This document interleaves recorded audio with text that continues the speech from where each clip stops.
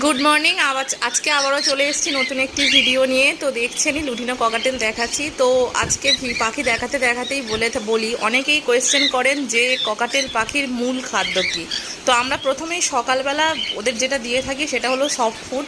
সেটা কোনো দিন ভুট্টা হতে পারে, কোনো দিন গম সিদ্ধ হতে পারে এবং কোনো দিনও ছোলা হতে পারে।